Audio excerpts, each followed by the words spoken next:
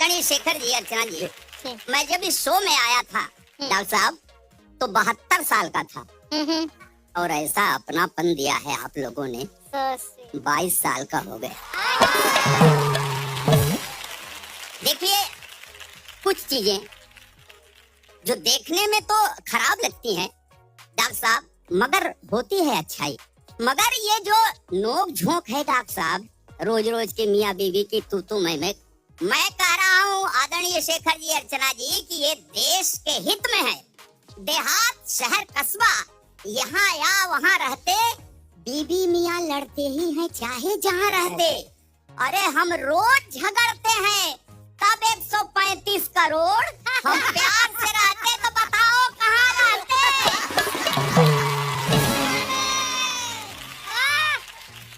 Sir,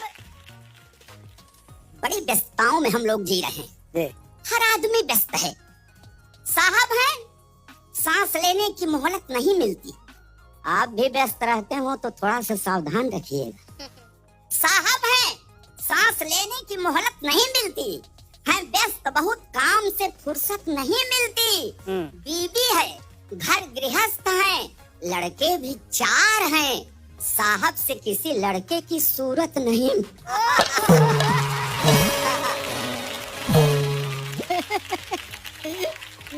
ये गंदी बात है। मेरे को मैं समझ गया।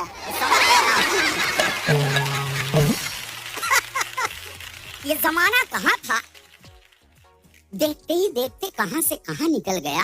पहले का प्यार जीवन भर का होता था, आजकल का प्यार जवानी भर का भी नहीं, ब्रेकअप भर का होता है।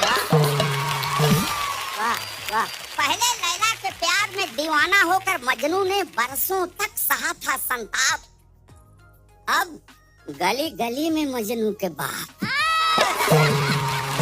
प्यार है, क्या प्यार है, इलू इलू।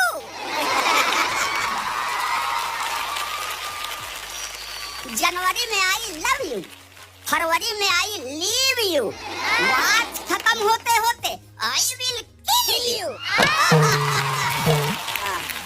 शेखर जी, अर्चना जी, अरे तब क्या था, अब तो कैसे कैसे ब्यूटी पार्लर। हाय, भैंस घुसे या भैंसा इसमें बन के निकलेगा।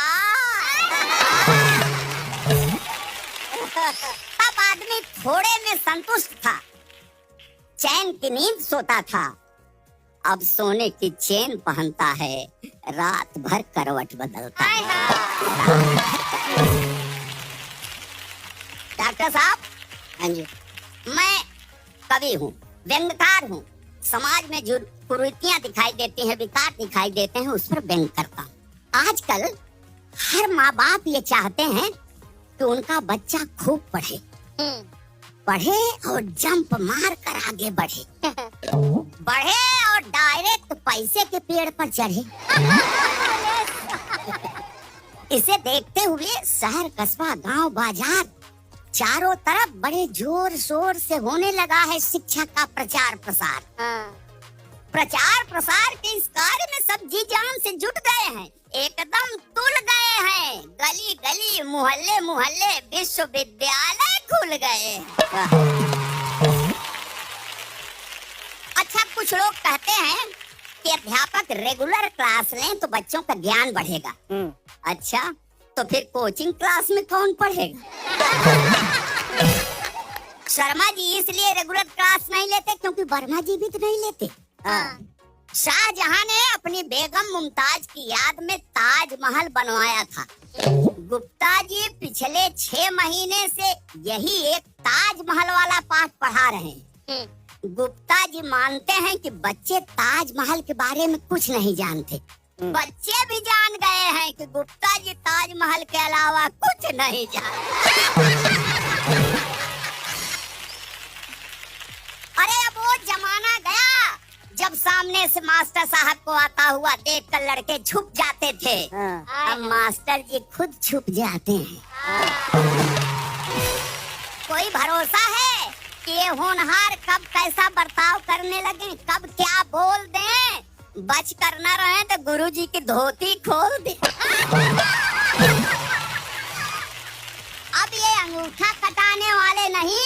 अंगूठा दिखाने वाले एकलव्य हैं। मौका मिलते ही गुरु दक्षिणा अदा कर देते हैं। 4 लड़कों के बीच में फंस जाए तो गुरुजी को द्रौपदी बना देते हैं। और को हमारी राजनीतिक पार्टियां छात्र संघों के चुनाव में बड़ी सक्रिय भूमिका निभाती हैं। छात्रों को राजनीति के गुर सिखाती हैं। ठीक भी है, ठीक भी है। ये छात्र विश्वविद्यालय में हाथ नहीं आजमाएंगे तो कल को कैसे विधानसभा में जूता चलाएंगे। अब कोर्स में न्यून कोण, अधिक कोण, समकोण, त्रिकोण, चतुष्कोण, षटकोण, बस यहीं तक तो है। दृष्टिकोण कहाँ पढ़ाया जाता है। तो ये नौजवान पढ़ लिख कर जैसा करने लगते हैं बर्ताव, उसमें नहीं है कोई ताज्जुब की बात, क्योंकि अब कोर्स में कहाँ पढ़ाया जाता है श्रवण कुमार का पाठ। यही कारण है कि इकलौता बेटा पढ़ लिख कर बड़ा अफसर बनकर किसी बड़े शहर के किसी बड़े होटल में किसी कन्या कटीली के साथ डिनर उड़ाता है। इधर आईसीयू में भर्ती बूढ़ा बाप राह तकते तकते मर जाता। आज की ये शिक्षा लोक मंगल का भाव नहीं, सिर्फ और सिर्फ बटोरने का दांव सिखा रही है। जीवन के रस को सिखा रही है। आंखों की ज्योति कही जाने वाली शिक्षा अब तो बस अंधा बना रही है। बहुत अच्छे।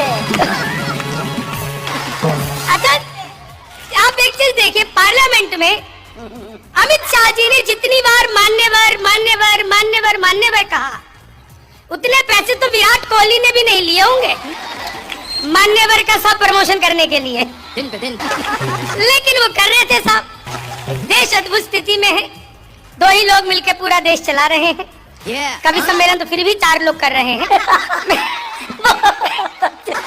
4 लाइनें सुनाता हूँ, आप लोग आनंद लीजिए। देश में मुझे लगता है थोड़े टाइम बाद कुछ करने को बचेगा नहीं। बिहार का आदमी अद्भुत होता है। डॉक्टर साहब बता रहे थे कि तमाम नेता वगैरह है यहाँ पे। मुझे यहाँ पे आकर के पता लगा पाटिल सर, यहाँ भी बहुत बिहारी है। सर, इसमें बिहारियों की कोई गलती नहीं है। सारा का सारा कसूर लातूर वालों आपका। बड़े बड़े पांडाल लगाते हो, कीर्तन मंडली बुलवाते हो, फिर भजन करवाते हो। राधे राधे जपो चले आएंगे बिहारी, राधे राधे जपो चले आएंगे बिहारी, राधे राधे जपो चले आएंगे बिहारी। अब कलयुग में वो बिहारी आ नहीं सकते, हमें ट्रेनों में ठुस ठुस के आना पड़ता है। तो हमारा तो मामला अद्भुत है। मैं तो इलेक्ट्रॉनिक शॉप पे गया। बहुत अच्छी अच्छी बातें हैं कहीं आप।